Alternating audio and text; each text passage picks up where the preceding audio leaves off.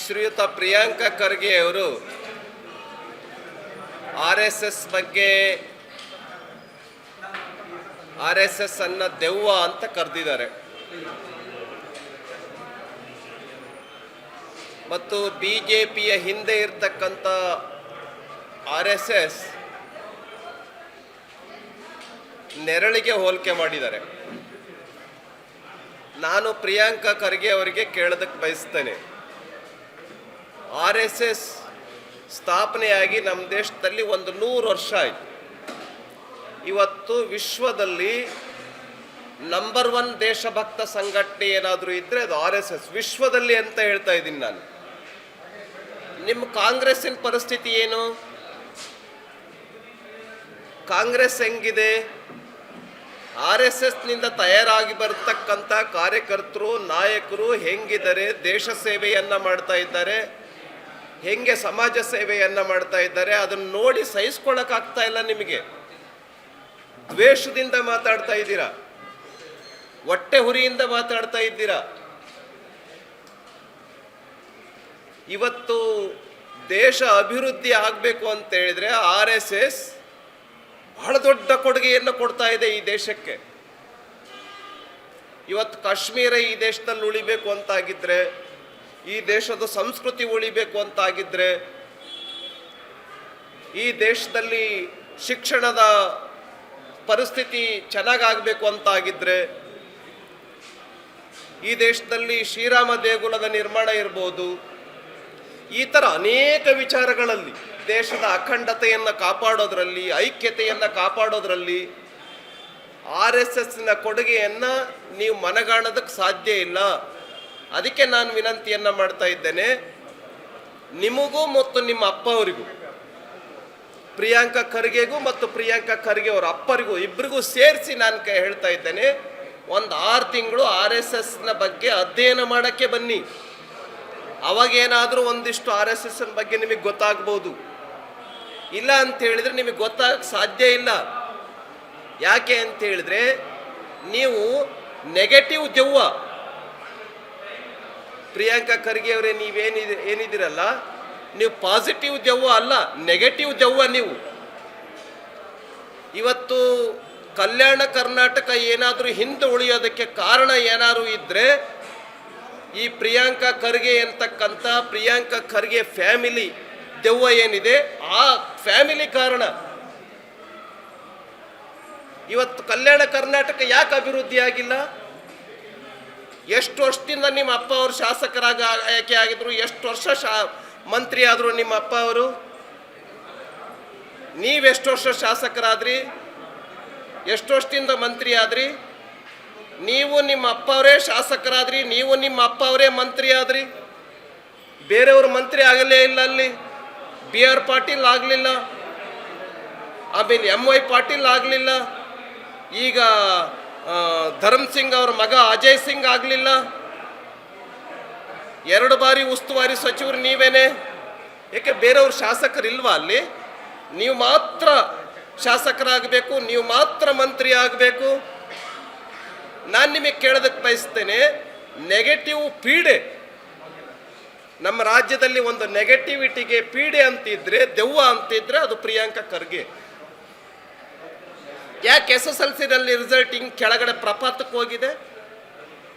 ಯಾಕೊಂದು industry ಬರ್ತಾ ಇಲ್ಲ? ಯಾಕೆ ಕಲ್ಯಾಣ ಕರ್ನಾಟಕ ಬೇರೆ ಜಿಲ್ಲೆಗಳಂತೆ ಅಭಿವೃದ್ಧಿಯನ್ನು ಹೊಂದ್ತಾ ಇಲ್ಲ? ಅದಕ್ಕೆ ಕಾರಣ ನೀವು ನೆಗೆಟಿವ್ ದೆವ್ವ.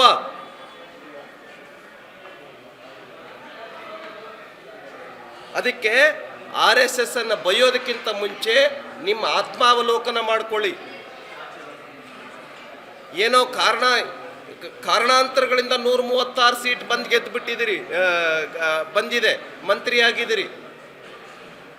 ಇಡೀ ದೇಶದಲ್ಲಿ ಏನು ಪರಿಸ್ಥಿತಿ ನಿಮ್ಮ ಕಾಂಗ್ರೆಸ್ಸಿಂದು? ಎಷ್ಟು ರಾಜ್ಯಗಳಲ್ಲಿ ಅಧಿಕಾರದಲ್ಲಿದ್ದೀರಿ? ನೀವು RSSನ ಬೈಯೋದಕ್ಕಿಂತ ಮುಂಚೆ ನಿಮ್ಮ ಕಾಂಗ್ರೆಸ್ಸಿನ ಪರಿಸ್ಥಿತಿ ನೋಡ್ಕೊಳ್ಳಿ. ಯಾಕೆ ಕಾಂಗ್ರೆಸ್ ಪ್ರಪಾತಕ್ಕೆ ಹೋಗ್ತಾ ಇದೆ? RSSನಲ್ಲಿ ನಿಸ್ವಾರ್ಥದಿಂದ, ದೇಶಭಕ್ತಿಯಿಂದ, ತ್ಯಾಗದಿಂದ ದೇಶದ ಕೆಲಸವನ್ನ ಮಾಡ್ತಾ ಇದ್ದಾರೆ, ದೇಶಭಕ್ತಿಯಿಂದ ಕೆಲಸವನ್ನ ಮಾಡ್ತಾ ಇದ್ದಾರೆ. RSS ಈ ದೇಶದಲ್ಲಿ ದೈವದ ತರ ನೋಡ್ತಾರೆ, RSS ದೇವರ ತರ ನೋಡ್ತಾರೆ ಲಕ್ಷಾಂತರ ಜನ, ಕೋಟ್ಯಾಂತರ ಜನ. ನೀವು RSS ಬಗ್ಗೆ ಮಾತಾಡೋದಕ್ಕಿಂತ ಮುಂಚೆ ಆತ್ಮಾವಲೋಕನ ಮಾಡ್ಕೊಳ್ಳಿ. RSS ಬಗ್ಗೆ ಮಾತಾಡೋದಕ್ಕೆ ನಿಮಗೆ ನೈತಿಕತೆನೇ ಇಲ್ಲ. ಏನು ಹೇಳಿದಾರೆ ಗೊತ್ತಾ ಮಹಾತ್ಮ ಗಾಂಧೀಜಿಯವರು RSS ಬಗ್ಗೆ? RSSಗೆ 1934 ವಾರ್ಧಾದಲ್ಲಿ ನಡೀತಾ ಇರ್ತಕ್ಕಂಥ ಕ್ಯಾಂಪ್ಗೆ ಭೇಟಿ ಕೊಟ್ಟಾಗ RSSನಲ್ಲಿ ಇಲ್ಲದೆ ಇರ್ತಕ್ಕಂಥ ಜಾತೀಯತೆಯನ್ನು ನೋಡಿ, ಎಲ್ಲ ಹುಡುಗರು ಯುವಕರು ಒಟ್ಟಿಗೆ ಸೇರಿ ಊಟ ಮಾಡೋದನ್ನು ನೋಡಿ, ಅಸ್ಪೃಶ್ಯತೆ ಇಲ್ಲದೆ ಇರೋದನ್ನು ನೋಡಿ RSS ಅನ್ನು ಭಾಳ ಆಶ್ಚರ್ಯಕರವಾಗಿ ನೋಡಿದರು. RSSನ ಶಿಸ್ತಿನ ಬಗ್ಗೆ ಕೊಂಡಾಡಿದರು ಮಹಾತ್ಮ ಗಾಂಧೀಜಿ. ಡಾಕ್ಟರ್ BR ಅಂಬೇಡ್ಕರ್ 1939 ಇಸ್ವಿನಲ್ಲಿ ಪೂನಾದಲ್ಲಿ ನಡೀತಾ ಇರತಕ್ಕಂಥ ಒಂದು ಕ್ಯಾಂಪ್ಗೆ ಭೇಟಿ ಕೊಟ್ಟು RSSನಲ್ಲಿರ್ತಕ್ಕಂಥ ಶಿಸ್ತು, ಸಂಯಮ, ದೇಶಭಕ್ತಿ,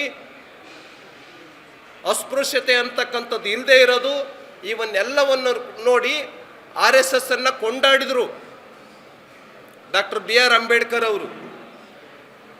ಅಷ್ಟೇ ಯಾಕೆ, ಕಾಂಗ್ರೆಸ್ನಲ್ಲಿ ಬಹಳ ದೊಡ್ಡ ನಾಯಕರಾಗಿದ್ದಂತಹ ಪ್ರಣವ್ ಮುಖರ್ಜಿ ಅವರು 2018ರಲ್ಲಿ RSSನ ಕೇಂದ್ರ ನಾಗ್ಪುರಕ್ಕೆ ಭೇಟಿ ಕೊಟ್ಟಂಥ ಸಂದರ್ಭದಲ್ಲಿ RSSನ ಬಗ್ಗೆ ಏನು ಹೇಳಿದರು ಪ್ರಣವ್ ಮುಖರ್ಜಿ?